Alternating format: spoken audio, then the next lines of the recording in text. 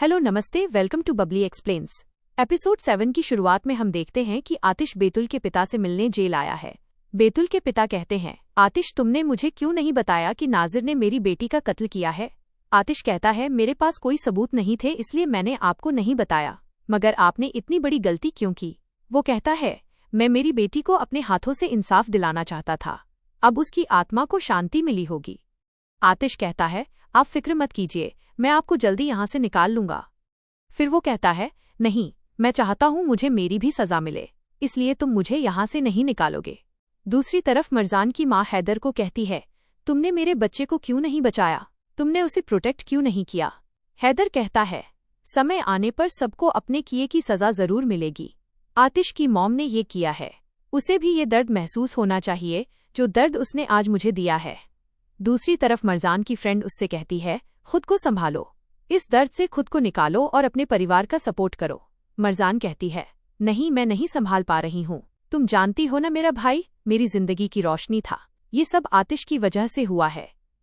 फिर नाजिर वहां आता है और अपनी बहन को कहता है, चलो हमें यहाँ से जाना है। तभी आतिश भी वहां आ जाता है और कहता है, तुम फिर यहाँ आ गए। नाजिर कहता है, हिल्दरिम फैमिली हमारी बहुत सालों से दोस्त है, हमें यहाँ आने के लिए किसी की परमिशन की जरूरत नहीं है। आतिश गुस्से में कहता है, तुम्हें आज से मुझसे पूछना पड़ेगा, निकलो यहाँ से।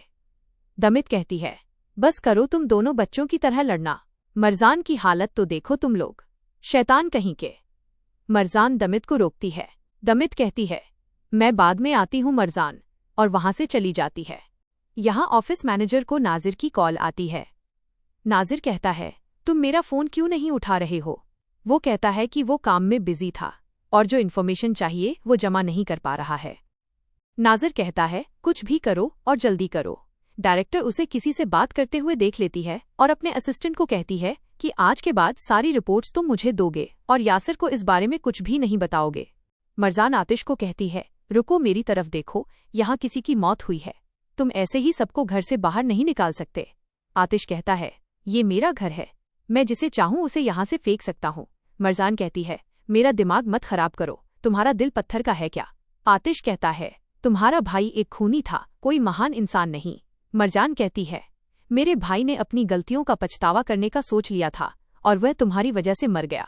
आतिश कहता है, तुम्हारा भाई खुद अपनी मौत का जिम्मेदार है, अब तुम मेरी बीवी हो, ऐसे किसी के साथ भी नहीं घूम सकती। दोबारा मुझे तुम्हारा एक्स फियंसी नजर नहीं आना चाहिए।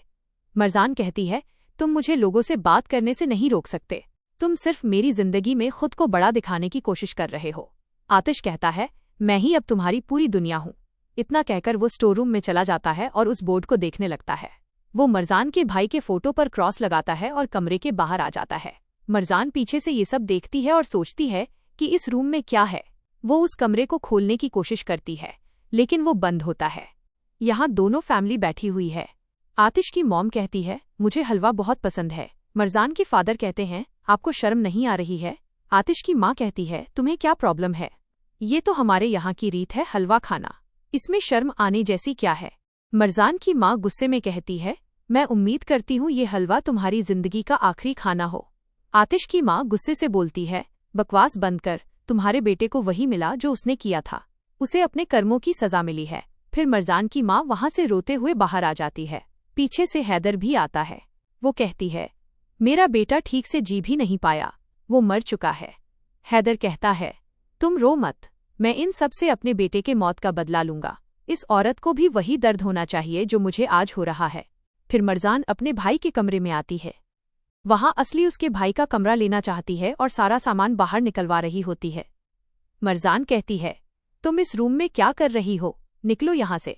असली कहती है, ये मेरा घर है, मैं जो रूम चाहूँ उसमें रह सकती हूँ।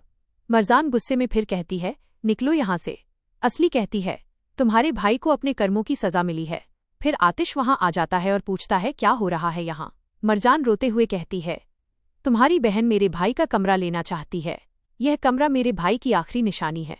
यह कहकर वो वहां से चली जाती है। आतिश कहता है, तुम कुछ दिन रुक नहीं सकती थी असली, पहले ही माँ ने बहुत बड़ी प्रॉब्लम्स खड़ी कर दी है। मरजान गाड़ी लेकर बाहर जाती है और आतिश उसे देख लेता है। मरजान समुंदर के पास बैठकर बहुत रोती है। आतिश भी वहां आ जाता है। मरजान को इस हालत में देखकर आतिश की आंखों में भी आंसू आ जाते हैं। जब वो घर वापस आती है, आतिश सोफे पर बैठकर उसका इंतजार कर रहा होता है। मरजान कहती है, तुम इतनी देर तक क्यों जग रहे हो? प्लीज ये मत कहना कि तुम्हें मेरी फिक्र थी। आतिश कहता है, तुम फिक्र मत करो, मुझे पता रहता है तुम कब और कहाँ जा रही हो। अब मुझसे बहस मत करो और अंदर जाओ। मरजान कहती है, थैंक यू समझने के लिए, और जब तक मैं ना कहूँ कमरे में मत आना आज के बाद। आतिश वहां से चला जाता है, लेकिन दूसरे कमरे से मरजान को देखता है। मरजान सोफे पर ही सो जाती है।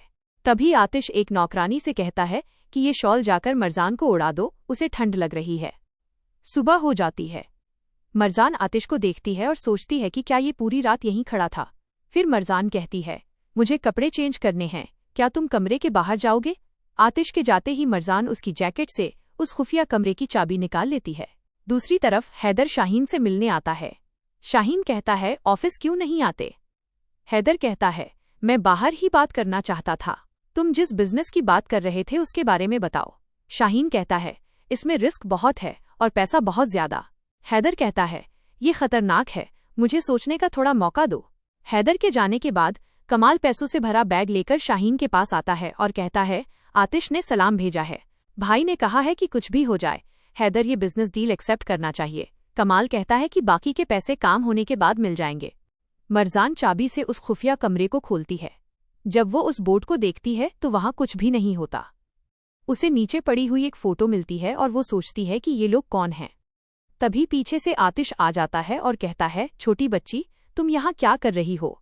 मेरी छोटी सी दुनिया में झांकने की कोशिश? मरजान कहती है, कुछ नहीं, और जाने लगती है। आतिश उसे पकड़ लेता है और पूछता है, तुम्हें चाबी कहाँ से मिली? मेरे पॉकेट से ना। तुमको क्या लगा मैं बेवकूफ हूं? और पीछे क्या छुपा रही हो? मरजान के दोनों हाथ खाली होते हैं। आतिश कहता है, दोबारा इस रूम में आने की हिम्मत मत करना। मरजान वहां से चली जाती है। उसने वो फोटो छुपा ली थी। फोटो देखकर वो सोचती है कि क्या ये अनाथ आश्रम में पला बढ़ा है। मरजान जल्दबाजी में बाहर जा रही होती है और फिर आतिश से टकरा जाती है।